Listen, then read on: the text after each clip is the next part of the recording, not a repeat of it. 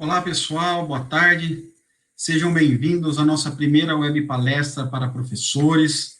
Queria agradecer a presença de todos vocês aqui nessa nossa palestra. Antes de chamar o Cássio, antes de chamar o Chico aqui também, ele vai dar uma palavrinha para a gente logo no começo. Eu queria avisar que logo abaixo aqui da nossa transmissão, você pode colocar o seu nome, mandar uma mensagem aqui para a gente.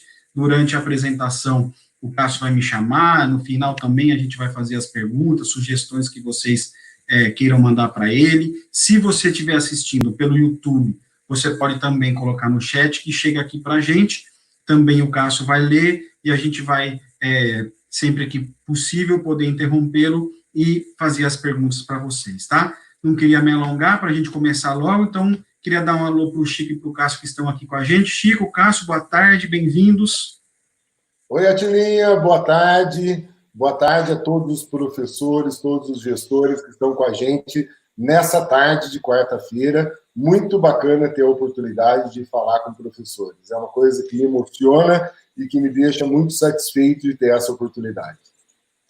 Boa tarde, Cassiel. Boa tarde, Atila Maia. Tudo bem com vocês? Chico. Tudo certo? Saudades, Tudo hein? certo. Hoje faz aos professores que estão nos assistindo, que não conhecem a EME. A EME é uma empresa parceira da sua escola, onde você trabalha. Nós estamos localizados em Campinas. Eu e Cássio, juntamente com a Carla, somos sócios da EME, e mais do que sócios da EME, somos apaixonados pelo que fazemos. Eu sempre fiquei... O Cassiel preparou essa palestra, como ele sempre prepara tudo que ele faz, com muito cuidado e muita paixão, porque a gente é apaixonado pelo que faz, e vocês também certamente são. Então, eu queria dizer que é um grande prazer ter com todos os professores do Brasil inteiro nos assistindo agora, e vão assistir uma palestra muito especial, falando sobre o papel do professor no relacionamento remoto, né, online com os alunos e famílias que vocês estão vivendo, e que o Cássio, que é dono de escola, é professor de física, trabalha com marketing, e é digital, e é pai de aluno, e é meio louco, tem muito louco no bom sentido, obviamente. Eu sempre brinco que ele é mosca branca, porque ele reúne, além de todas as funções, o talento e a capacidade de comunicação e de sensibilização que eu invejo. Então, tem uma grande palestra. Cassião, arrebenta, Atilenha. Na condução aí, as perguntas são sempre muito bem-vindas. A gente sempre tem usado, né, Cássio, esses depoimentos, essas perguntas para nos balizar no caminho que a gente está correndo nesse novo mundo. Então, boa palestra, bom ter todos vocês conectados conosco. Cassião, a bola é com você agora. Grande abraço. Abraço. Boa reunião, Cassião. E olha que bacana, né? Nós estamos aqui com gente de São Paulo, do Paraná, do Pará, de Minas Gerais, estou olhando aqui, de Pernambuco, do Rio de Janeiro, de Pernambuco de novo, do Pará, do Espírito Santo, olha que legal. Muito obrigado, é um desafio muito grande a gente falar com professores e falar da realidade que a gente está vivendo num país tão grande, ainda mais com a presença de professores espalhados pelo país inteiro, aí, o que nos deixa muito feliz e, ao mesmo tempo, é um grande desafio, porque apesar da gente estar vivendo uma situação comum, que é a situação de isolamento, de pandemia, a gente tem realidades diferentes em diversos locais, né? Realidade com escolas diferentes, com características diferentes, com públicos diferentes. Mas o que eu vou procurar falar nessa palestra são coisas que servem para qualquer professor, coisas que servem para qualquer escola. Eu vou pedir agora para o Nenê, que está aí no corte da câmera, para colocar a minha tela para vocês, porque o tema da nossa palestra hoje vai ser o papel do professor no relacionamento online com alunos e famílias. Então, nós vamos falar especificamente do relacionamento do professor com alunos e famílias dentro do ensino online, né? O que a gente precisa pensar quando a gente fala em ensino online. Esse é o tema da nossa palestra de hoje. E a gente para a gente começar essa discussão, primeiro a gente precisa entender em que mundo a gente está vivendo. né? E como que nós chegamos até aqui? Porque, na verdade, tudo começou, de repente, começou de uma hora para outra. Para vocês terem uma ideia, eu estava numa viagem de 15 anos dos meus filhos gêmeos, Theo e Júlia, quando estourou no mundo inteiro a questão da pandemia. A sensação que eu tive, e acho que é a sensação que você que está aí do outro lado também teve nesse momento, foi da gente, de repente, estar num sofá e ter dado um pequeno cochilo nesse sofá, e nesse cochilo começou a ter um determinado pesadelo nesse cochilo durante esses poucos momentos. O primeiro pesadelo que passou na nossa cabeça foi que a gente estava perdido, estava no mundo de Lost, um avião tinha caído numa ilha e a gente não sabia o que estava acontecendo naquela ilha, o que a gente estava fazendo lá, como que a gente ia sobreviver naquele mundo e tudo mais, e de repente mudou o nosso pesadelo, o pesadelo veio para um pesadelo no estilo Walking Dead, com vírus, onde eles corriam atrás da gente, a gente tinha que se proteger das melhores maneiras possíveis, as pessoas começaram a ficar isoladas, e aquilo ali começou a tomar um corpo e um medo na sociedade como forma geral, a gente principalmente, não só na questão particular, como na questão familiar também, a proteção da família, né? Gente morrendo daqui, morrendo para lá, coisa que parecia que estava muito longe, né? Estava lá na China, de repente,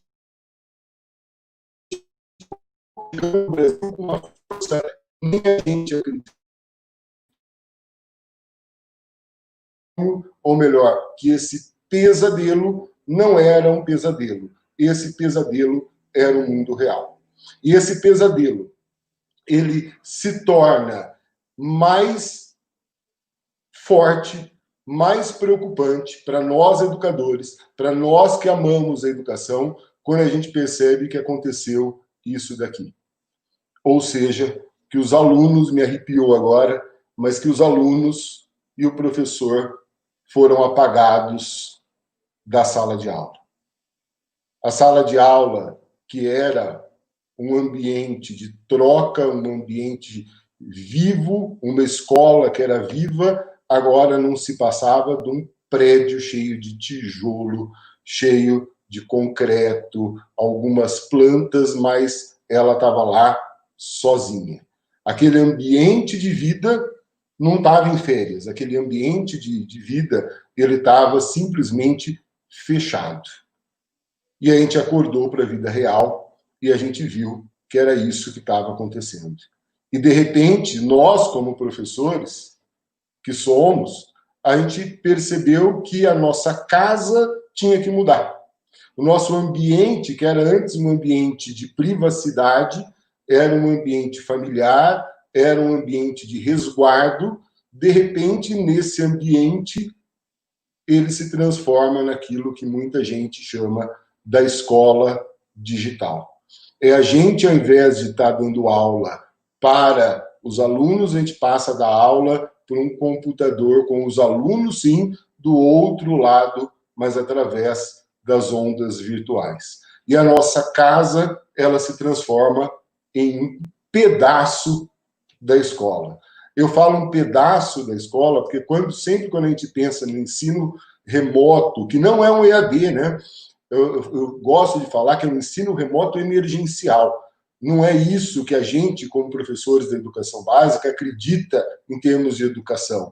A gente acredita nessa relação olho no olho, relação mais próxima, relação professor-aluno. Mas não, a gente estava num outro ambiente. E do outro lado das ondas virtuais, nas casas da maioria das famílias, também houve uma mudança muito grande. A escola digital, que hoje é a maioria, na maioria dos casos, a casa do professor, ela começa a entrar na casa das famílias. As famílias também mudam a sua casa e transformam a sua casa num ambiente de escola. Então, a escola, agora, ela tem 2 ambientes distintos, não está mais no mesmo ambiente. Ela está parte do ambiente, está na casa do professor, parte do ambiente está na casa das famílias. E mais do que isso, agora a gente passa a dar aula, isso é uma coisa importante quando a gente pensa em relacionamento com as famílias, a gente passa a dar aula não só para os alunos, a gente passa a dar aulas para as famílias. Por quê? Porque a escola é a única empresa que hoje está entrando na casa das famílias. É a maioria das empresas que a gente pensa, que entrega comida, que lava carro e tudo mais, chega até a porta da casa. Entrar efetivamente dentro do lar, dentro do ambiente, é só a escola que está entrando. E está entrando junto com a família está ali dentro.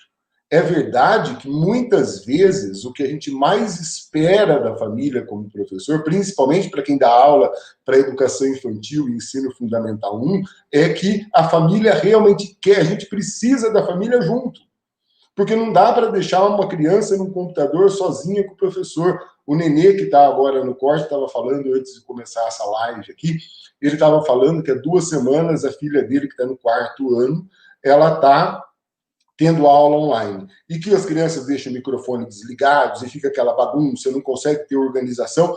Por quê? Porque depende da parceria, a gente depende da família junto. E nem sempre a família está disposta a estar junto da criança. A maioria das famílias pegam, ligam o computador, deixa a criança lá na frente do computador e vai fazer outras coisas. Inclusive, eu já tive relatos aqui das escolas parceiras de problemas sérios que aconteceram em aulas de professores, quando o pai deixou a criança lá com o computador e a câmera ligada e esqueceu. E, de repente, a mãe começa a aparecer de toalha, de calcinha, de sutiã na câmera e, ao mesmo tempo, isso está aparecendo na aula. Quer dizer, olha só a que ponto a gente chegou. A gente chegou no ponto da privacidade ela se tornar pública. Não só do lado do aluno, como também do lado do professor. Eu estou agora, por exemplo, aqui em casa, eu estou dentro do ambiente que é um guarda-roupa, né? Isso daqui é um guarda-roupa, que é o ambiente mais seguro da casa, mas nada impede do cachorro vir latir, do meu filho vir me chamar, da minha esposa gritar alguma coisa, enfim, a privacidade ela se tornou pública agora nesses momentos em que a gente está dando aula online. A verdade é que a gente precisa firmar uma parceria muito forte com essa família, com as famílias e com os alunos. Para que a gente consiga firmar essa parceria, para que a gente consiga ter esse respaldo de aluno e de família dentro do ambiente de aula online, olha, é triste o que eu vou falar agora, mas, infelizmente, depende muito mais da gente do que deles.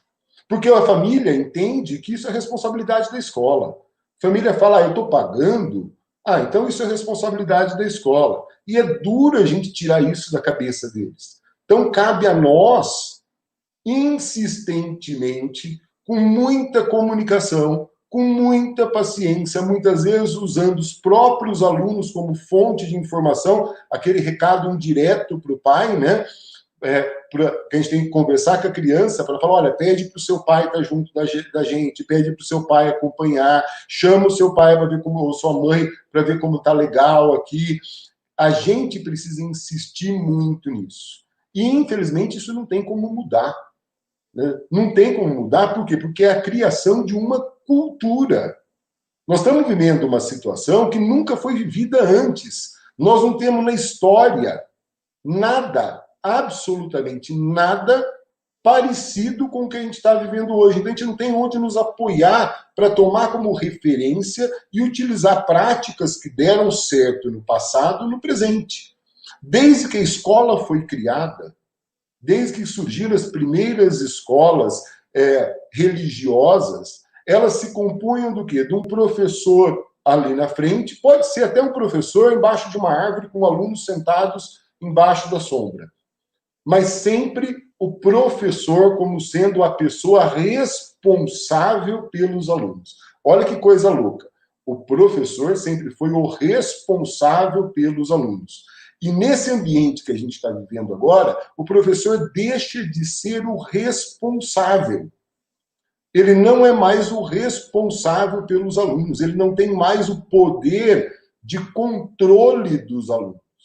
esse poder de controle dos alunos, de responsabilidade, ficou com a família.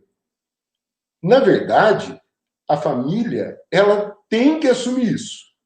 Agora, uma coisa é ela ter que assumir, outra coisa é ela realmente assumir. E a gente sabe que a maioria das famílias não estão querendo assumir esse lado aí. Mas as dores que cada um está vivendo, é importante a gente entender para a gente conseguir interrelacionar esses aspectos desses atores do ambiente educacional, que hoje não é só mais professor-aluno, hoje é professor, aluno e família. Nós, como professores, a gente começou, na hora que acordamos desse pesadelo, a gente teve que começar a conviver com determinadas coisas que a gente não convivia antes. Pensar em Meet, pensar em Zoom, pensar em fazer aula no PowerPoint, no Jamboard, era algo que, ferramentas que a gente até podia usar uma vez ou outra em aula no projetor, mas não era o coração da aula, né? O coração da aula estava aqui, estava na voz, estava no calor humano, estava no suor, estava nessa relação. E, de repente, acabou tudo isso. De repente, o para copiar, que a gente ficava com tanta raiva, a gente começa a ficar com vontade de escutar de novo, né? Aquela história de não estou entendendo nada era da vontade de voltar a escutar de novo. Por quê? Porque hoje, pelas ondas virtuais, o silêncio, muitas vezes, ele substitui esses momentos aí. E é uma coisa realmente irritante, porque a gente não consegue saber do outro lado o que está acontecendo. Será que ele está entendendo? Quantas vezes eu vi aula de professor perguntar para os alunos, e aí, pessoal, entenderam? E ficar aquele silêncio absoluto. E o professor, muitas vezes, nem todos os alunos ficam com câmera ligada, não consegue nem olhar para a expressão do aluno para ter esse feedback. E a gente está vivendo nesse mundo. É um mundo que a gente teve que nos reinventar da hora para o outro. É verdade esse lado. E é verdade que nós, professores, aqui tem uma dica importantíssima, nós temos que, nesse momento, ter o controle emocional muito apurado. Mas muito apurado. Nós temos que cuidar não só da nossa saúde física, mas também da nossa saúde emocional. Eu sei que nós, professores, estamos vivendo hoje um ambiente de muita pressão, um ambiente de invasão, inclusive, porque nós estamos na nossa casa, um ambiente que está sendo exigido da gente sem uma preparação detalhada, de uma hora para outra, transformar a aula presencial numa aula virtual, numa aula remota.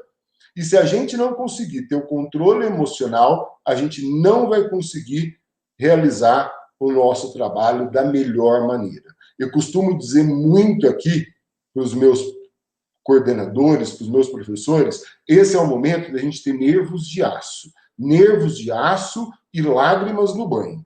Mas nós não podemos mostrar essa fragilidade para os alunos. Eles não merecem isso. Eles já têm todos os problemas do mundo. Cabe a nós, como líderes educacionais, por mais que por dentro a gente esteja remoído, por mais que por dentro a gente esteja complicado, nós temos que ser forte, ter nervo de aço, mostrar alto astral nas aulas, mostrar alegria, mostrar que temos esperança que isso vai acabar logo. Não podemos ficar reclamando, lamentando tudo isso. Gente, é assim, vai ser assim, vamos fazer da melhor forma possível que a gente pode fazer agora. Da melhor forma que a gente consegue fazer. Então, a gente não pode ficar nas aulas lamentando e transbordando e tudo mais. Podemos sim no banho, mas na frente dos alunos, nunca. Nunca. Porque esses alunos, por sua vez, eles estão vivendo um momento muito complicado. Se coloca no lugar das crianças. Elas estão isoladas dentro de casa. Pensa na sua infância. O como seria ruim para você se em algum momento, ainda mais quem tem a minha idade, né? Se a gente começar, eu tenho 47 anos, eu lembro da minha infância que o ficar em casa, para mim, o pior castigo que eu poderia ter dos meus pais, eu preferia não poder sair de casa, não poder ir na rua, não poder ir na esquina, não poder ver meu amigo. Eu lembro da minha infância que, eu não vou contar toda a história, mas foi um momento que eu falsifiquei uma assinatura do meu pai na escola, numa tarefa que eu não tinha feita, e ele falou: Cássio, você vai ficar uma semana sem sair de casa. Eu estava no terceiro ano do ensino fundamental, e eu falei: pai, me bate. Ele olhou com aquela cara, falei: porque eu preferia apanhar, porque eu apanhava e saía de casa. Agora, imagina as crianças agora, que hoje elas, além de ter uma realidade diferente da realidade que a gente tinha na nossa época, porque na nossa época a gente tinha uma realidade que era aquela realidade do convívio social na escola e também o convívio social no bairro, na vila. A gente saía de casa. As crianças hoje não. Por uma questão de segurança, muitos pais não deixam a criança, só vai para a escola e volta, fica com medo de deixar a criança brincar na rua, ir na esquina, ir no campinho. Quantas crianças conhecem hoje que já jogaram bola no campinho? Pouquíssimas. Coisa que a gente fazia na nossa época. Por quê? Porque hoje o ambiente social da criança é a escola. Imagina como está a cabeça dessa criança quando ela percebe que ela está sendo privada de uma série de coisas que ela fazia na escola, com os amigos. E eu não estou falando da aula também. Por que da aula também? Porque as crianças, os adolescentes, eles veem hoje nos professores exemplos, referências. Eles têm... olha, eu vou falar uma coisa, muita gente aí pode me criticar no chat, não tem problema. Mas isso eu falo com toda certeza. As crianças têm amor pelos professores. Eu tenho filhos gêmeos de 15 anos hoje. A minha filha, Júlia, quando ela tinha 3 anos de idade, num sábado, eu estava brincando com ela num sábado, rolando para um lado, rolando para o outro. Eu lembro que eu levantei ela nos braços assim, e falei assim: Juju, quem você mais ama no mundo? Ela falou: a professora Carolina. Eu queria bater na professora Carolina. Bater. Mas na hora que eu penso e refleti de novo, eu falei: não tem como competir com a professora. Ela é que está todo dia dando atenção para minha filha, ela que todo dia está dando carinho, enquanto eu chego cansado do trabalho todo dia em casa e não dou bola para ela. Imagina como está a cabeça dessa criança sem ter essas referências que são os professores, quanto mais não ter os amigos, não ter a convivência social tão importante nessa fase da vida da criança. Os pais, pelo seu lado, os pais eles estão num momento muito crítico. Tudo bem que tem exceções, mas a grande maioria dos pais não. Primeiro, eles estão preocupados com a questão financeira. Muitos pais perderam o emprego, muitos pais tiveram redução de salário, muitos pais estão preocupados com como que vão sustentar a família. Os pais ficam assistindo a Globo News o dia inteiro para ver como está a pandemia, que horas vai acabar, que horas vai voltar, que horas vai voltar ao normal. Eles se veem, tanto o pai quanto a mãe, se veem num momento de tristeza, um momento que eles não queriam para os filhos, um momento de incerteza, um momento de medo, e ao mesmo tempo ele tem que dar atenção para o filho numa aula online. Gente, não dá para a gente falar que eles estão errados. Não é questão agora de certo ou errado. É questão do momento que eles estão vivendo. A gente tem que fazer o máximo possível para ser empáticos com eles nesse aspecto, para a gente incentivar ao máximo a participação dos pais nas aulas online, do acompanhamento do filho, mas não dá para a gente exigir isso deles. Eles também estão vivendo um momento de exceção. O fato é que, pouco a pouco, a gente tem que conseguir pensar naquilo que é mais importante de todo esse processo. E o que é mais importante em todo esse processo? O aluno, a criança. E a gente precisa conseguir firmar com a família uma parceria, mas a gente não pode deixar que as funções sejam misturadas.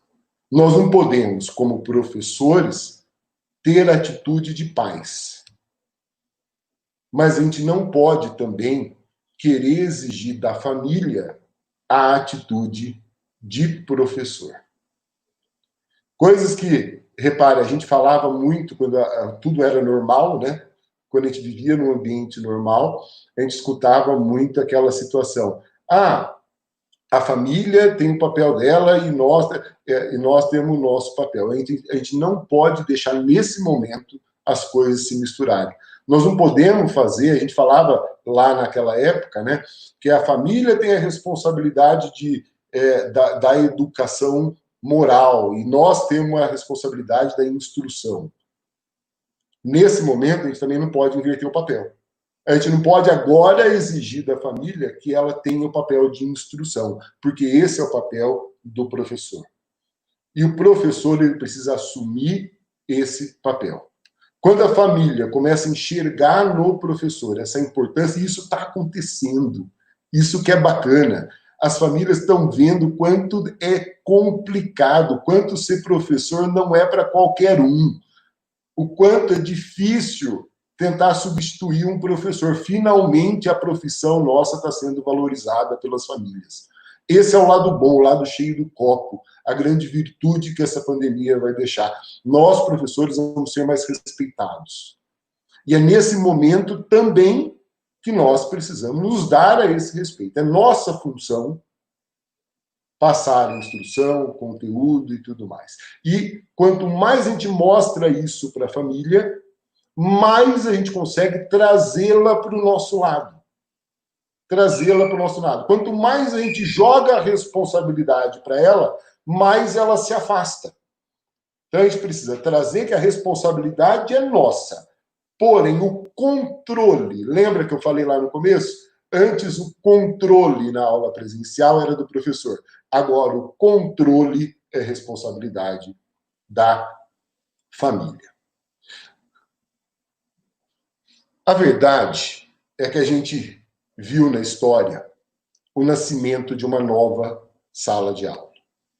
Uma nova sala de aula que a gente está vivendo agora, e essa é uma nova sala de aula que ela não acaba mais. O novo mundo começou a existir.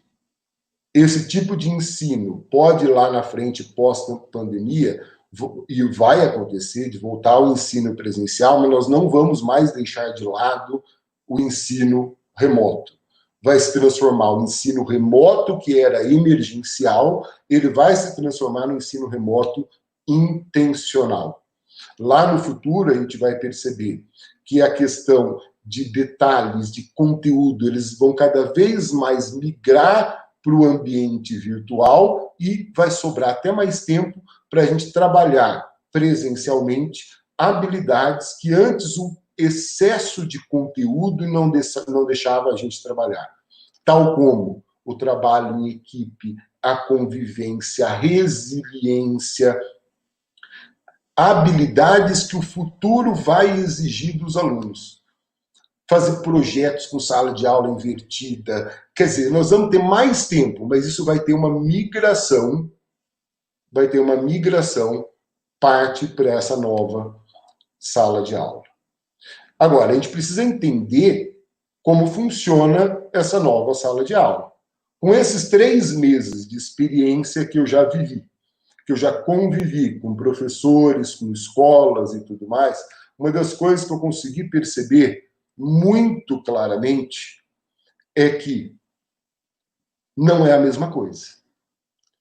A grande diferença, quando a gente pensa do lado de aluno, é que o tempo de atenção que o aluno tem numa aula online é bem menor do que o tempo de atenção que o aluno tem numa aula presencial. Ora, eu vou dar a minha opinião aqui, é só uma opinião, mas eu acho que quando a gente faz uma palestra, nós temos que dar nossas opiniões pessoais. Eu acho impossível uma escola de educação infantil e anos iniciais do ensino fundamental, conseguir manter os alunos por 3, 4 horas na frente de uma tela tendo aula online. É impossível. Eu acredito que na educação infantil é no máximo 1h30 por dia, e ainda é muito.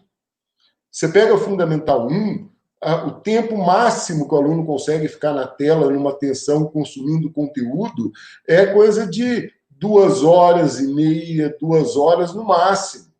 A gente consegue um tempo maior com os alunos do ensino médio, aí sim. 3 horas, 3h30, até 4 horas. Mas lá no começo não dá. Não é. E assim, os pais, eles acham que nós estamos sendo, abre aspas, né? Aproveitando da situação, o professor não quer dar aula. Não é que o professor não quer dar aula. A gente quer. O problema é que o aluno não tem condições, pela idade, de acompanhar um tempo de tela tão grande. Porque a aula, como eu disse, a aula é contato, a aula é olhar, a aula é dinâmicas. A aula não é só conteúdo. E o que a gente consegue passar via tela, na maioria das vezes, a maior parte é conteúdo. Então não adianta a gente querer dar uma aula de 4 horas, de 5 horas para educação infantil. Não adianta. Nós temos que criar dinâmicas de relacionamento com atividades que a família pode fazer junto da criança e que o pai tenha condições de fazer. Nós temos que aproveitar essa 1h30 de aula que a gente tem e que, para orientar também a família, e o pai ele precisa perceber que essa 1 hora de aula é 1 hora de aula que nós estamos dando, não só para a criança, nós estamos dando para a família também. E nós estamos orientando o que a família tem que fazer. Tem uma experiência, que foi uma sugestão do nosso Flavinho, aqui da M, e que eu apliquei aqui na escola, para Educação Infantil e Fundamental 1, que funcionou de uma maneira espetacular. Que foi o quê? Eles têm lá sua 1 hora, 1h30 de aula todos os dias, ao vivo com o professor. Depois o professor, ele tem semanalmente o que a gente chamou de encontrinho com a professora.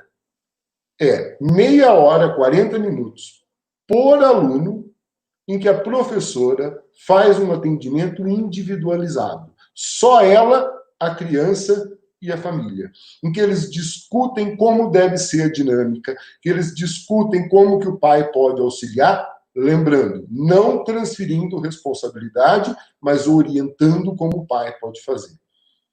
Mandando atividades que o pai pode acompanhar, não que o pai tenha que ensinar o filho a fazer. Que ele pode acompanhar o filho fazendo e depois, obviamente, o professor, que é o especialista, faz a avaliação daquilo. Um outro aspecto muito importante, mas muito importante, que nós temos que destacar e temos que ter a consciência disso, é que numa aula online, não é uma aula, ensino remoto emergencial, não é um curso EAD. Eu fico doido quando falam que nós estamos fazendo ensino à distância. Nós não estamos fazendo ensino à distância. Nós estamos fazendo um ensino remoto, que é emergencial. Nesse ensino remoto, eu tenho que ter a sala de aula presencial mais próxima possível no ambiente virtual. Ou seja, nós temos que pensar nesses dois aspectos. Nós temos que pensar no conteúdo e nós também temos que pensar no ambiente de relacionamento.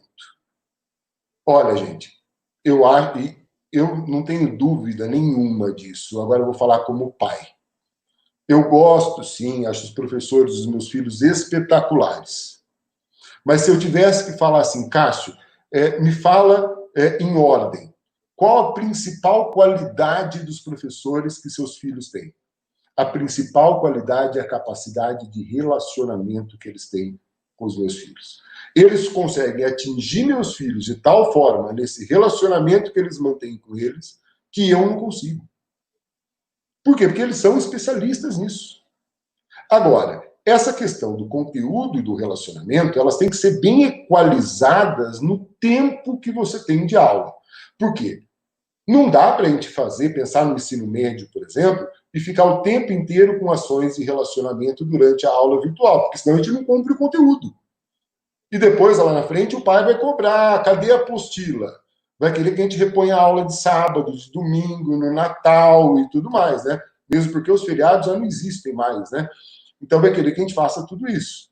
Então o que a gente tem que fazer é equalizar de acordo com a idade. Por exemplo, olha, é só uma questão visual que eu vou mostrar aqui.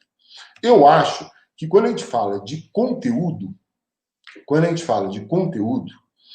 a quantidade de conteúdo numa aula online varia por idade. Eu não estou falando de tempo agora, hein? Eu estou falando dentro do tempo estipulado para a aula, de cada uma dos segmentos do ensino. Você está vendo aqui desde a educação infantil até o ensino médio. Legal. A educação infantil, Fundamental 1, Fundamental 2 e ensino médio. Dentro do tempo de aula estipulada, eu acho que lá na educação infantil é 10, 15% de conteúdo. Apenas. O resto do tempo é de relacionamento.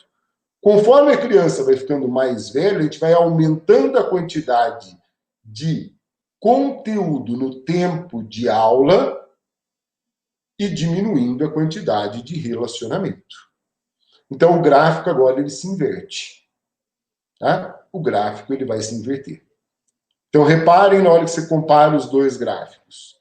A educação infantil, vamos supor que eu tenho 1 hora de aula. Ela deve ter 15% ali, vamos pensar 15 minutos, 20 minutos de conteúdo no máximo e o resto de ações de relacionamento. No ensino médio, é o inverso. Você tem lá, numa aula de 1 hora, você vai ter 45 minutos de conteúdo e 15 de relacionamento, mas sempre o relacionamento tem que estar presente. E esse relacionamento inclui a participação dos alunos, inclui, se for possível, no sistema que a sua escola usa aí de transmissão de aula, você colocar todos os alunos na tela e compartilhar a sua tela para que um veja o outro. Você tem que dar um tempo para que as crianças pequenas, então, elas têm que aparecer na tela. Elas têm que ter oportunidade de falar. O do ensino médio, tudo bem, manda dúvida pelo chat, comenta pelo chat, participa pelo chat ativamente. Agora, as crianças menores, não. Tem que deixar eles aparecerem, tem que deixar eles falarem. É por quê? Porque senão aquilo não passa a ser educação. Vira um entretenimento educacional, como se fosse um programa do Discovery Kids. Não. Eles têm que ser ativos.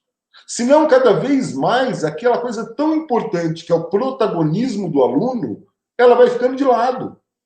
Quando a gente pensava que a pandemia era coisa aí de 1 mês, ok, 1 mês, não tem problema. Mas não é, já faz 3 meses, vão ter mais 2, 3 meses, 4, talvez até o final do ano. Vai saber, né? Até quando vai durar isso? Enquanto não tiver uma vacina propriamente dita, vai continuar tendo aula online, mesmo que híbrida, mas vai continuar tendo. E se a gente tirar o protagonismo da criança e do adolescente em uma aula, não dando momentos para ele se relacionar com o professor, não dando momentos para eles expressarem a sua opinião, os seus sentimentos, as suas dúvidas, nós vamos deixar uma lacuna no desenvolvimento educacional deles muito grande. Então, o relacionamento, quando a gente fala de relacionamento, não é um relacionamento de festa, como você deve estar no título aí da nossa palestra. É esse tipo de relacionamento também, de protagonismo do próprio aluno e da própria família, no caso dos mais novos.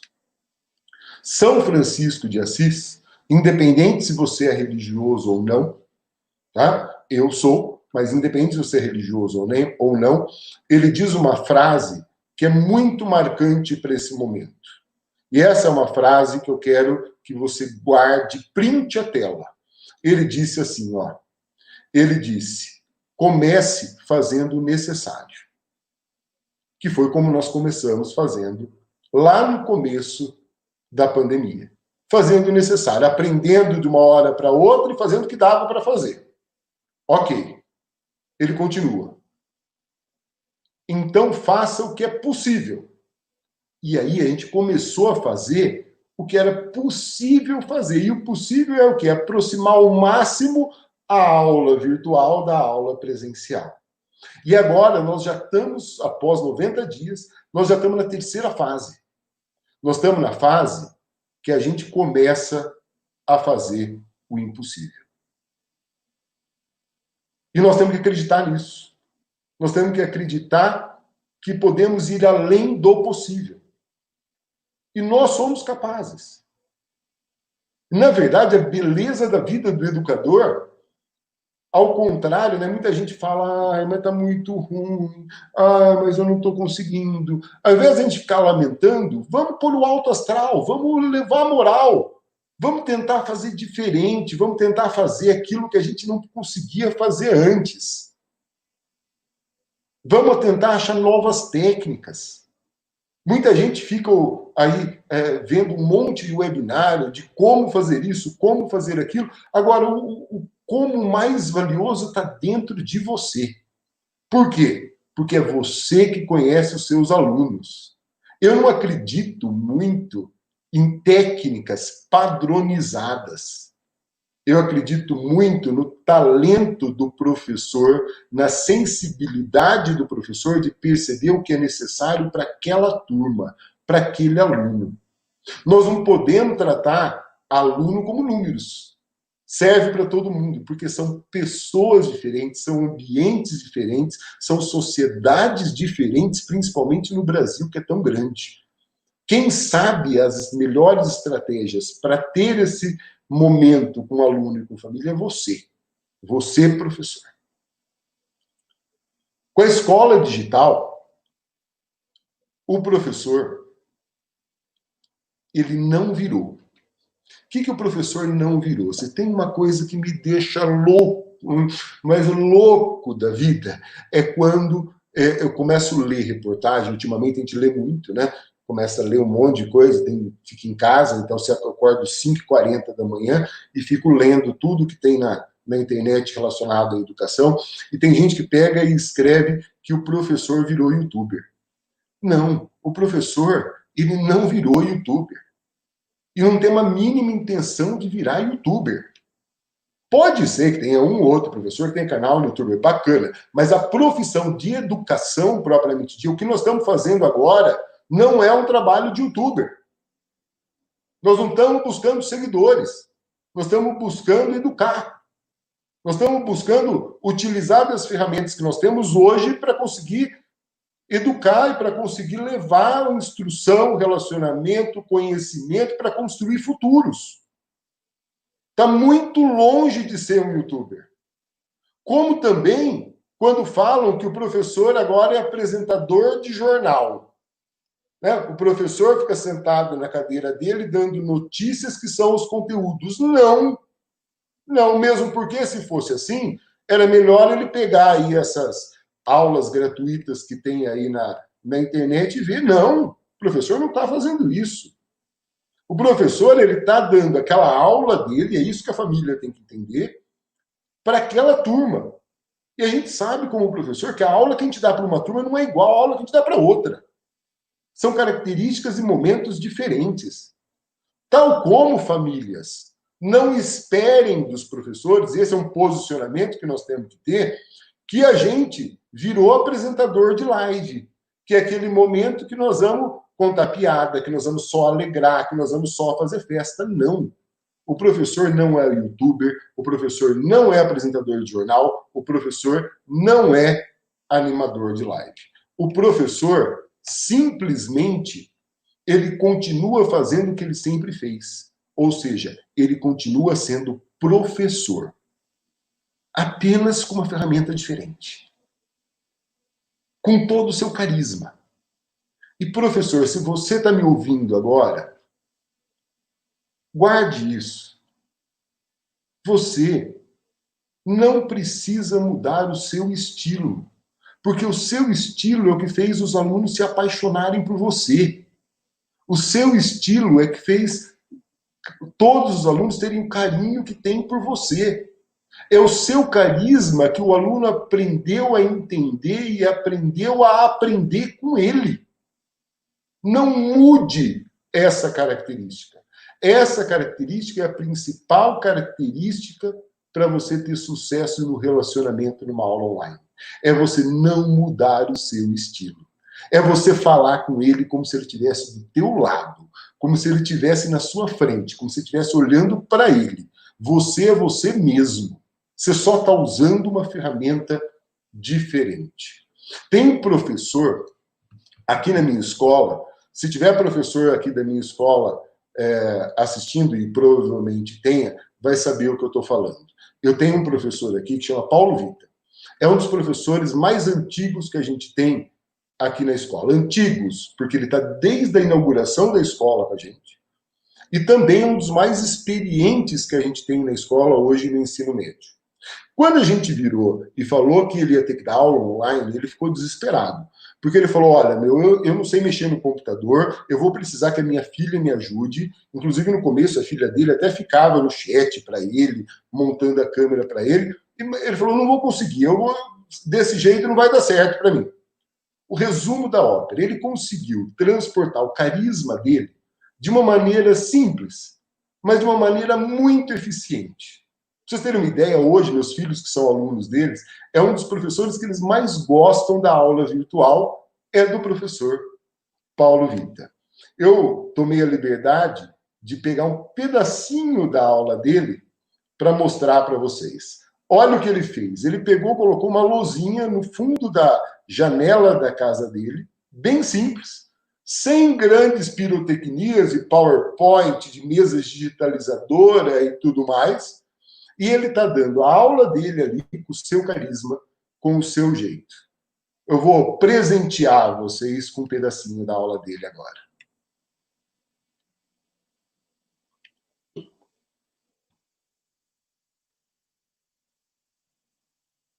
Opa, deu um pau aqui. Muito bem. Então, eu vou fazer movimentos lentos, porque se eu fizer assim, ó, você vê a minha mão toda, então faz conta que eu estou em câmera lenta, tá vendo, ó? Olha o balanço do professor, vai vendo? Bom, então vamos lá. Vocês podem pensar, mas é difícil decorar essa fórmula. Não é verdade.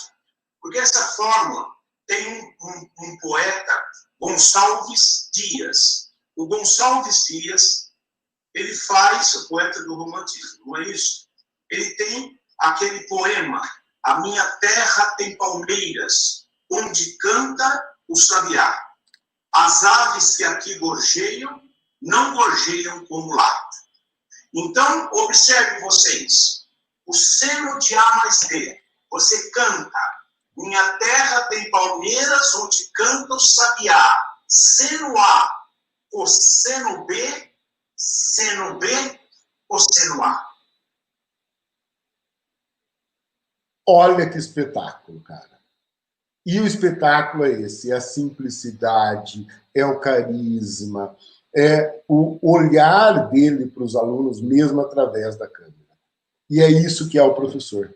Ele não é o YouTube, ele não é apresentador de jornal, ele é professor. E você tem que continuar sendo você. Você como professor. Eu, particularmente, assisto as aulas dele gravadas, porque senão meus filhos não deixam assistir ao vivo, né? Porque ele me passa uma tranquilidade, ele me passa uma paz no coração que, olha, se eu assisto, imagina os alunos. E é assim que tem que ser. Nós precisamos manter uma parceria com a família. Eu falei um pouco dessa parceria e agora eu vou me aprofundar um pouco mais nesse conceito da parceria indispensável com a família. A grande dúvida que a família tem é se os pais agora devem fazer o papel do professor. E quando os pais perguntam isso, a resposta tem que ser em caixa alta. Não. Não tentem fazer o papel do professor. Acreditem, quando os pais resolvem fazer o papel do professor, eles mais atrapalham do que ajudam, a não ser que o pai for um educador. Não adianta a gente pensar e a gente achar que ser professor é para qualquer um. Não é. Professor, ele é uma profissão especializada. Pensa quanto tempo da sua vida se você se dedicou para isso, o quanto você estudou, o quanto você se esforçou, quantas perrengues você passou nessa vida para chegar onde você está hoje. Não é um pai, de uma hora para outra, que vai substituir o professor. Professor, ele tem que ser hoje entendido como pai e visto pela família, como pai vê o médico da criança.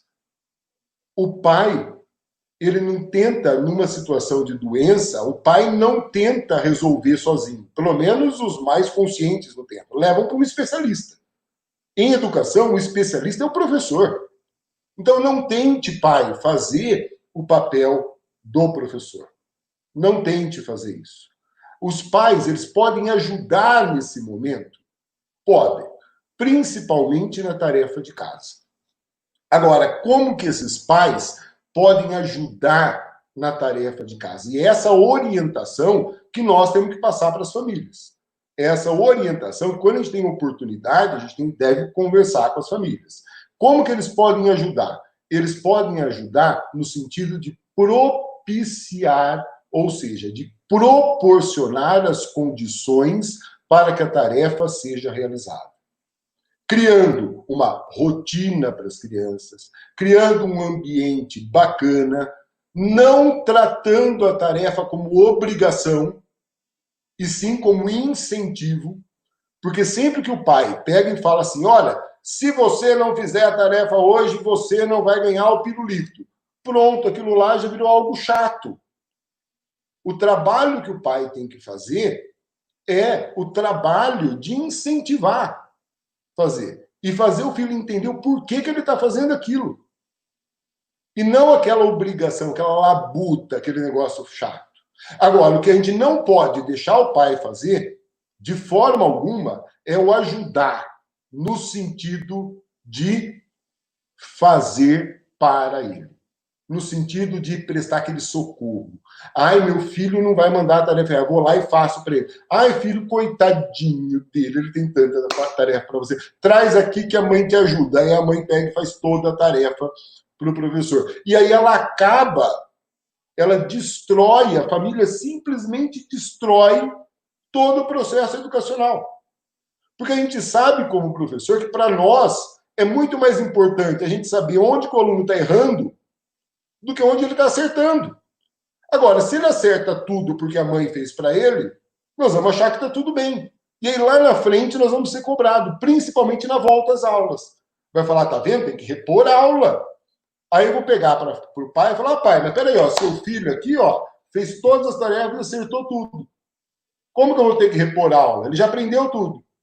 Não, para que a gente consiga equalizar e saber o que a gente precisa reforçar nas nossas aulas, é importante a família entender que é necessário errar. E para errar, tem uma frase do Jean Piaget que eu acho espetacular. A frase é essa: a inteligência é o que se usa quando não se sabe o que fazer. Se a gente não deixar a criança queimar um pouco de neurônio para tentar fazer a tarefa, ela não vai exercitar a inteligência. Tudo vai ser fácil. E nós estamos vivendo na era das coisas fáceis. Ah, não tem janta? Pega no celular e pede pelo iFood. Ah, não tem carro? Pega o celular e entra no YouTube e chama um Uber. Ah, você não sabe, tem que fazer está com preguiça de fazer um trabalho? Ah, entra na internet no site trabalhosescolares.com.br e pega o trabalho. Quer dizer, quando que o aluno está usando a inteligência dele? Né? Se o pai for fazer a tarefa para o filho, se o pai ficar com dó do filho, está perdendo tempo de fazer tarefa, do pai ficar nervoso com o filho quando ele fica estressado com a tarefa. Quando, na verdade, nós temos que entender o cérebro da criança de uma maneira como a gente entende, olha, eu vou usar até uma comparação boba, mas é essa comparação mesmo, e esse é o trabalho de nós educadores, nós vamos entender como músculo. Como músculo. Você quer ficar mais forte? O que você faz? Você estressa o seu músculo. Você vai levando ele até o estresse, até o limite, sem deixar romper, mas até o limite. E aí seu músculo desenvolve. E o cérebro funciona da mesma maneira.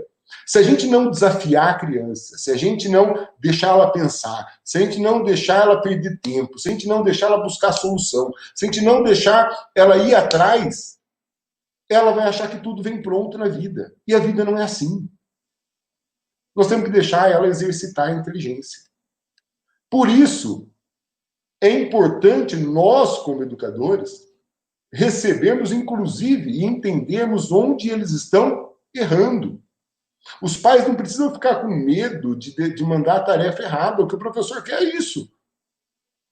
Se o aluno faz a tarefa e ele erra, é um indicativo excelente para o professor. Excelente para o professor. Então, o erro faz parte do processo educacional. Esse é outro ponto que, quando o pai entende, ele começa a respeitar mais, ele começa a entender mais o trabalho do professor e o relacionamento do professor com a família vai melhorando a cada dia. Mas ele primeiro precisa entender isso. Que o erro não é demérito.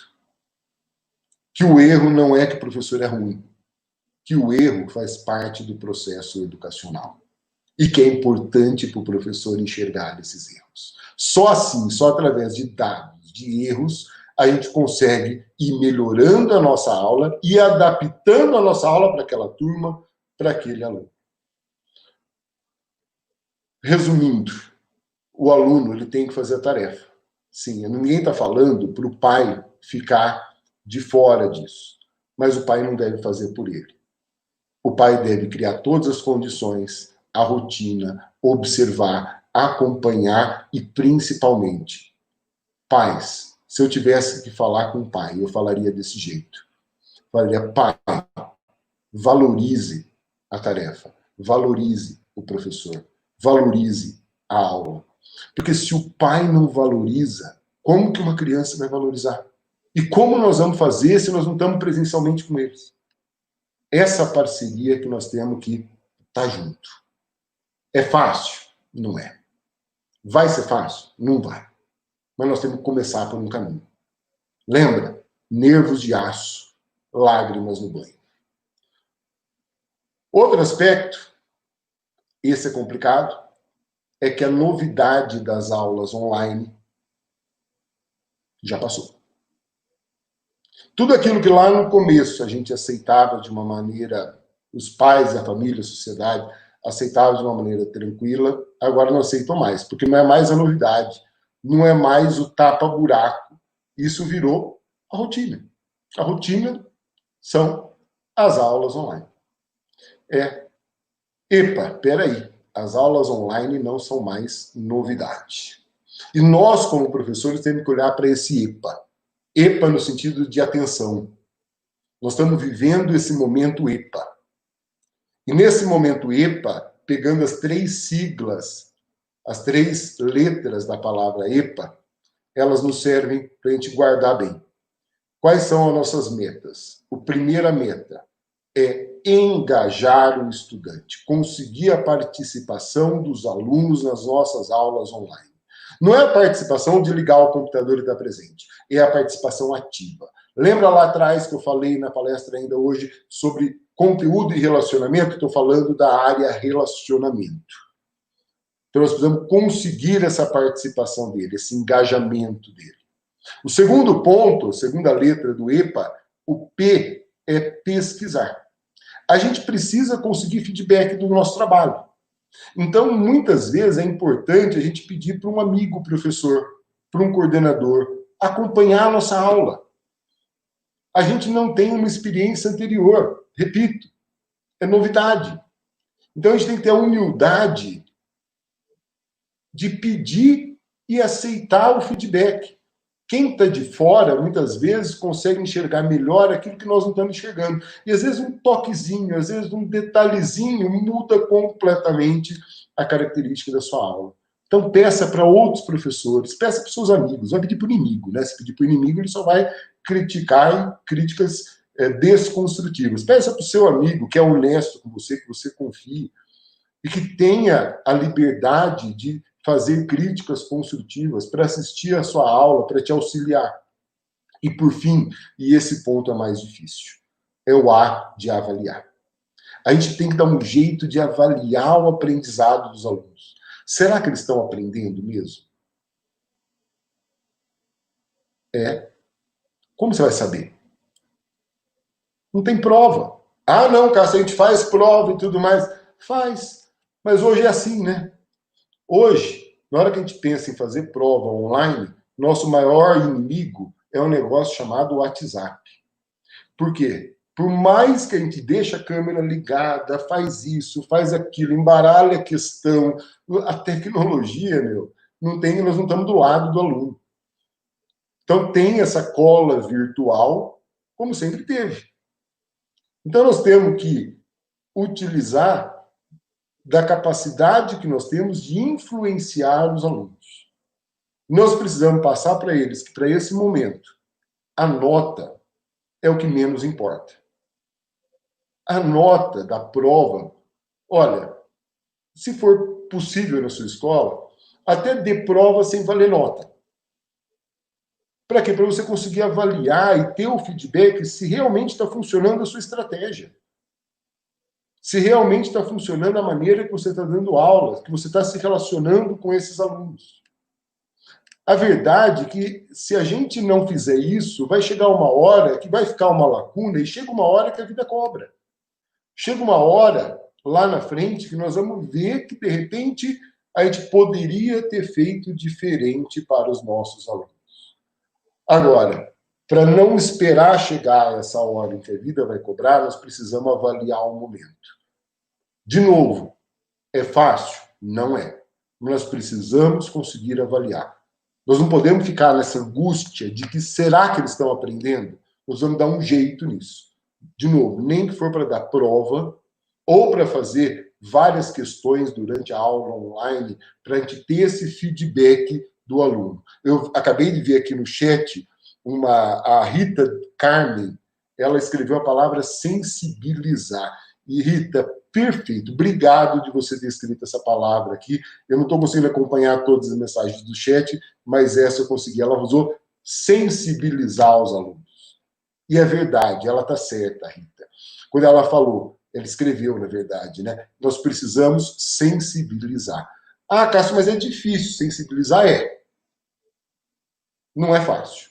Mas temos que tentar sensibilizar os alunos e entender, fazer com que eles entendam que, de novo, o erro deles é muito importante para nós nesse momento. Porque nós queremos o melhor para eles.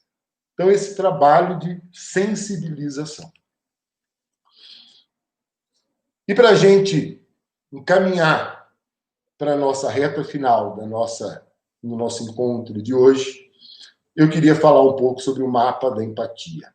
O mapa da empatia, ele é uma técnica, foi criado por uma consultoria, e ele é utilizado muito na parte de marketing, quando você quer criar uma um personagem, né, que representa a média dos seus consumidores. Mas eu queria pegar esse mapa da empatia, que é essa técnica usada aí em vendas, no comercial e tudo mais, e transportar para a educação. Eu acho que chegou a hora de nós, educadores, juntos, esse é um trabalho em equipe. E o bacana de fazer em equipe. E até um motivo para a gente nos reunir, né, virtualmente, né, pegar os professores da escola. O importante é que não misturar professores, né, do infantil junto com o infantil, fundamental junto com o fundamental e médio junto com o médio. E fazer um exercício de tentar entender como é e como está sendo a vida do aluno nesse momento. Mas de qual aluno? Não, é de um aluno fictício, mas que representa a média dos alunos que nós temos na nossa sala, no nosso segmento. O mapa da empatia, essa técnica, ele funciona da seguinte maneira. E essa é a minha sugestão, e dá para você fazer através de uma reunião online, via Meet, via Zoom e tudo mais. Ela possui esses quadros que você está vendo aí. Cada quadro, ele incita você e seu grupo a fazer uma reflexão. E no centro desse quadro está esse aluno, que é o aluno que representa a média dos alunos, ou o raciocínio, ou a persona, ou o personagem que representa a totalidade dos alunos que você tem. E essa é um exercício de reflexão, mas um exercício de reflexão que ajuda muito. O primeiro ponto é a discussão do que esse aluno está vendo no momento. O que está passando nos olhos dela, além da aula online? É totalmente diferente do que acontecia antes da pandemia. Por isso que esse exercício é muito legal agora. Discutam, o que ela está vendo? Ah, ela vê o jornal, ela vê a notícia da pandemia, ela vê a aula online, ela vê o pai brigando com a mãe. Enfim, o que ela está vendo no dia a dia? Ela está só vendo o WhatsApp, só está vendo o Facebook, varia de idade para idade. Nesse segundo quadro aqui, é o que ela está ouvindo. Quer dizer, o que está chegando nos ouvidos dela em termos de informação. Quais as informações que estão chegando no dia a dia dela? O terceiro quadro é esse daqui. É a gente tentar fazer esse exercício de empatia mesmo. E empatia não é só se colocar no lugar dele. É tentar ver o mundo, escutar o mundo com os ouvidos e com os olhos dela. Por isso que as duas primeiras perguntas é o que ela está vendo, o que ela está ouvindo. Porque apenas você, conseguindo entender o que ela está vendo, o que ela está ouvindo, você consegue enxergar o mundo como se fosse ela e tentar supor o que ela está pensando e o que ela está sentindo. O quarto quadro é você tentar responder essas duas perguntas. O que ela está fazendo? Como é a rotina dela? O que está acontecendo na casa? O que ela está falando para os pais? Com quem ela está falando? É só com os pais? É com os amigos? É com os conhecidos? Enfim, o que ela está fazendo e o que ela está falando, para a gente ter uma ideia da vida dela. E os dois últimos quadros, que eu acho os mais importantes, são os últimos a serem preenchidos, quais são as dores da criança nesse momento. Eu falei várias aqui no começo da minha apresentação, mas eu falei dores genéricas, que essas dores elas vão variar de localidade, de escola, de turma. Por isso é importante que os professores de uma mesma turma ou de um mesmo segmento, por exemplo, educação infantil, primeiro e segundo ano, terceiro e quarto, discutam quais são as dores que as crianças estão sentindo. E, por fim, quais são as suas necessidades. Porque aqui está o pulo do gato.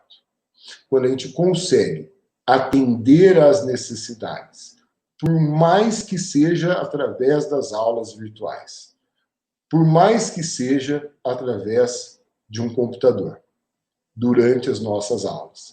Nós somos a única empresa que está entrando dentro da casa da família. Se a gente consegue entender essas necessidades das crianças e ou apaziguar, ou orientar, ou sensibilizar, ou refletir junto com ela, nós vamos conseguir uma proximidade muito maior, não só com ela, como também com a família dela. A ideia é montar esse mapa e o funcionamento dele é através de post-its. Conforme os professores vão dando as sugestões e respostas, vão sendo colados nesse post-it. Eu sugiro, inclusive, que faça essa dinâmica e que um dos professores monte um quadro desse numa cartolina e conforme na reunião cada um vai falando, ele vai escrevendo e vai colando os post-its, depois tira uma foto e manda para todo mundo.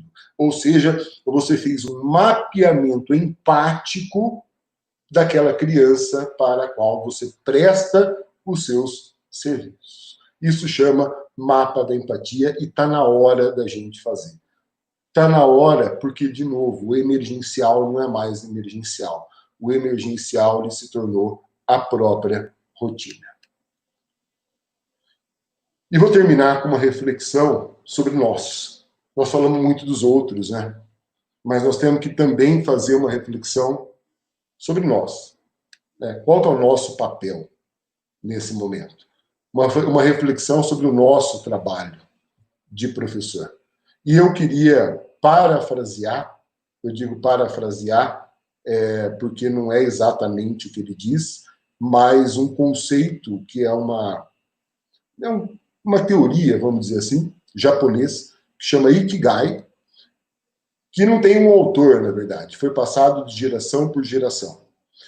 Mas eu dei uma mudada no Ikigai, eu só usei como uma referência de raciocínio.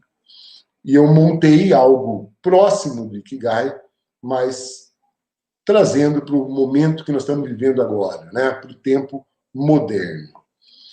Primeiro, nós temos que raciocinar e entender o amor que nós temos por aquilo que nós estamos fazendo. Porque o amor move montanhas. E o amor transmite energia. Pode não acreditar, pode falar assim, mas o amor, ele transmite energia. Quando você está fazendo algo que você ama, algo que você tem prazer, e que você está fazendo com o coração, as pessoas percebem, tanto do seu lado, tanto através de uma tela de internet, como a gente está agora, realmente as pessoas percebem. Se você ama o que faz, e além de amar o que faz, você é bom naquilo que você faz, e eu tenho certeza que senão você não estaria aqui. Nesse dia, nessa quarta-feira, nesse tempão aqui junto comigo. Né? Se você ama aquilo que você está fazendo como educador, e você é bom em educar, isso daí, sem dúvida, é uma paixão. Isso é apaixonante. Isso a gente não consegue largar mais. Veja bem, eu sou engenheiro mecânico. Me formei na USP aqui em São Carlos. Nunca trabalhei com engenharia mecânica. Por quê? Porque no meu primeiro ano de faculdade, final do primeiro ano de faculdade, eu comecei a dar aula num cursinho da própria universidade. E o bichinho da educação, entrou em mim, percebi que eu amava aquilo, que eu era bom em fazer aquilo se tornou uma paixão, e a engenharia, ela se tornou só um diploma para eu dar de presente para o meu pai, porque minha paixão mesmo estava na educação, tal como a de vocês. Agora, olha que bacana, nós educadores podemos falar que aquilo que a gente ama fazer, aquilo que a gente é bom em fazer, é aquilo que o mundo precisa que a gente faça. A gente presta um serviço para o mundo. A gente constrói sonhos, a gente realiza sonhos, a gente traça futuros, a gente ensina escolhas, a gente orienta, a gente sensibiliza. E essa é a nossa missão. É a nossa missão de educador. Quando a gente chegar lá no final da vida, nós vamos olhar para trás e falar, eu não passei por essa terra igual. Eu deixei a minha marca aqui. Eu deixei a minha marca porque eu entreguei para o mundo aquilo que ele precisa. E eu entreguei com muito amor e sendo muito bom naquilo que eu estou fazendo. Mas se além de tudo isso, você é capaz, como já mostrou que de se reinventar, apesar de todas as dificuldades, apesar de todos os problemas, até com a escola fechada, você está conseguindo ainda se reinventar e educar os seus alunos e transmitir aquilo que você ama fazer, além de paixão e missão, você tem outras duas coisas. Primeiro, você tem talento. Só talento não é algo, eu não acredito que é algo que você nasce com ele, não. Talento é você conseguir reinventar aquilo que você já é bom. Aquilo que você já sabe fazer, se você reinventa, esse é o seu talento. O talento, ele subentende-se mudança constante, reinvenções constantes. Seja na música, seja na arte, seja na educação. O talento é quando você pega aquilo que você é bom e reinventa aquele talento. Se não, você só vira um repetidor. Quem é só bom é só repetidor. Agora, o bom que se reinventa é o talentoso.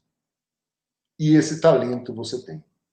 Agora, se além de você se reinventar, aquilo que você está se reinventando está fazendo bem para o mundo, é o que o mundo está exigindo, é o que o mundo está precisando agora. Além do talento, você tem ousadia para fazer. A ousadia é o que move o mundo. A ousadia é o que traz a inovação. A ousadia é o que traz o progresso. Agora, se você tem tudo isso, se você, e é o que você é hoje, se você ama o que você está fazendo, se você é bom no que você está fazendo, se o mundo está precisando disso e você está conseguindo se adaptar e se reinventar, mesmo nesse novo mundo, aqui no centro, você é uma pessoa transformadora da sociedade.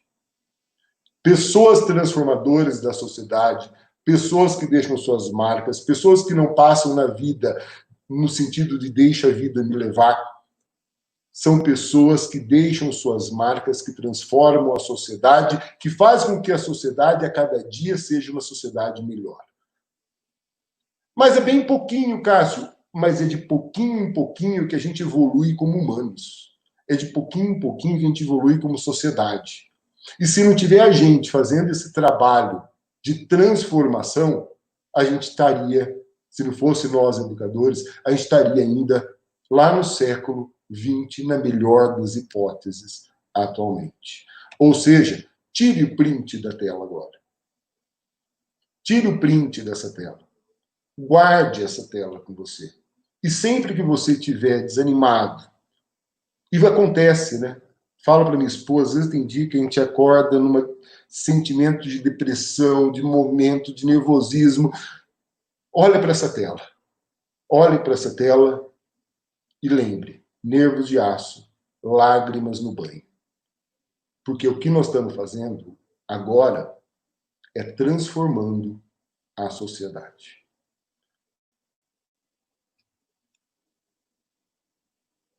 E para a gente terminar, eu queria mostrar aqui um momento que já aconteceu várias vezes na nossa vida, mas que atualmente é um momento que, da forma como é hoje, ele nunca foi tão esperado.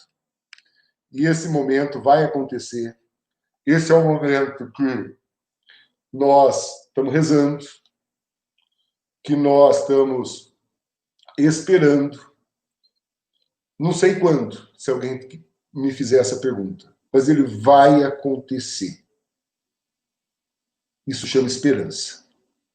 Esse momento é o momento de reabertura das escolas. Ela vai reabrir. Nós vamos voltar.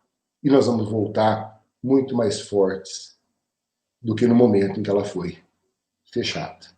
Nós vamos voltar melhores.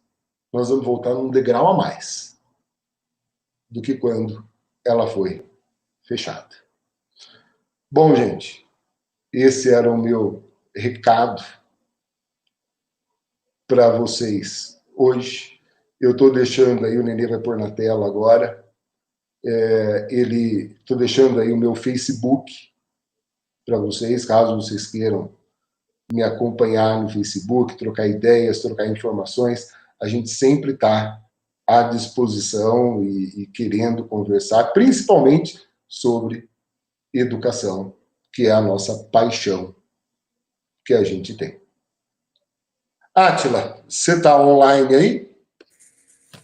Cássio, online, atento,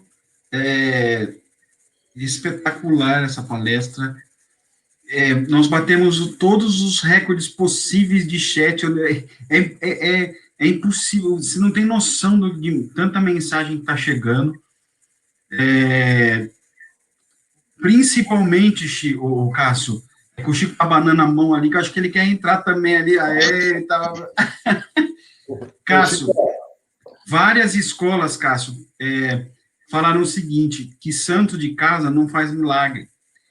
Então, é muito difícil os pais escutarem as escolas, que era muito importante ter uma palestra dessa que fosse para os pais poderem escutar tudo que você está falando.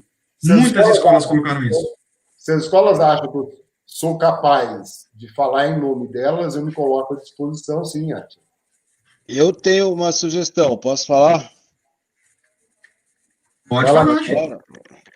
Marcelo, primeiro, Show de bola, cara, assim, como você falou, é impressionante, e eu tô vendo os comentários no painel aqui, é muito emocionante ver o resultado de um trabalho, como eu disse no início, feito com paixão, né? Então, queria te cumprimentar, agradecer não, porque a gente está junto faz tanto tempo, né, e a gente viveu um momento desse tão difícil, e você emocionar e fazer a coisa acontecer do jeito que você fez, é um super privilégio estar na mesma tela que você, e no mesmo lugar com você. Então, eu acho que a gente podia, essa ideia eu estava pensando nisso, que bom que alguém falou.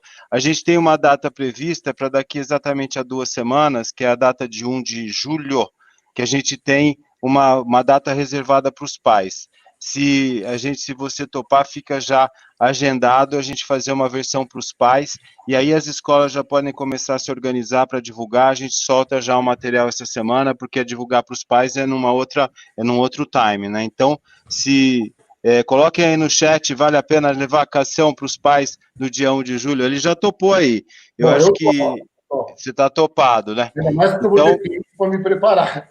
Claro, você tem 15 dias, tá certo? 15 dias que para você eu sei que é um século na sua velocidade, né? Eu só fiquei com inveja dos desenhos que você está fazendo nos seus PowerPoints agora, entendeu? Que é genial. Cássio, parabéns, cara, você arrebentou. O Átila vai ler as perguntas.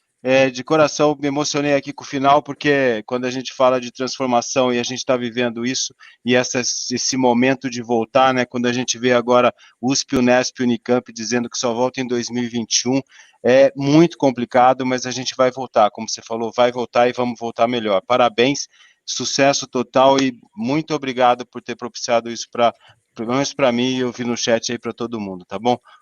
Beijo grande, meu irmão. Então. Oi? Eu tive bons professores.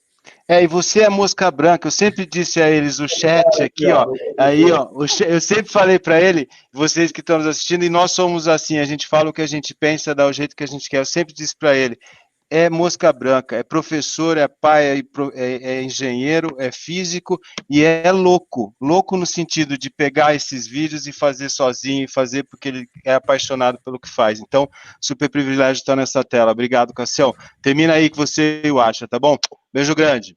Vai lá, meu irmão Átila. Cassião, perfeito, os pais vão amar. Já tem gente escrevendo assim, ansioso, já estamos aguardando ansiosamente pela live, então está aprovado, está aprovadíssimo. Vamos fazer.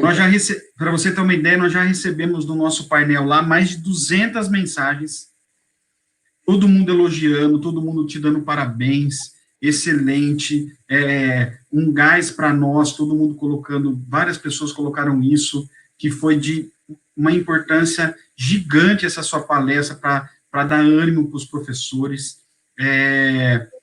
Estou tentando ler tudo que está chegando aqui, Cássio. A minha página no Instagram, ela é Cássio I Mori. Então tem o I no meio do Cássio e do Mori, que é Cássio Inarelli Mori. Cássio Mori, eu perdi a senha da conta. Eu vi aquela... Então é Cássio I Mori. Tem gente colocando pessoal de Caxambu, Minas Gerais. Não tem como falar em educação sem falar de amor. A palestra foi sensacional, me levou às lágrimas. Eu já tem mais de 10 páginas, Cássio, para você ter uma ideia de espetacular. Obrigado por esse carinho e tamanho talento. Parabéns. Pessoal de Volta Redonda também te dando parabéns. Cássio, admiro sua garra, é demais. A energia que você transmite. Parabéns, pessoal da Escola Paulista de São Paulo, você é inspirador, excelente palestra.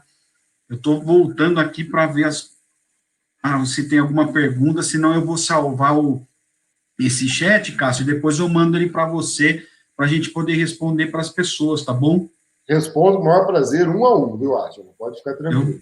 Tá bom, então é isso, como está todo mundo colocando no chat, parabéns, sensacional, maravilhoso, então eu vou deixar para mandar para você as perguntas. Eu vou selecionar aqui.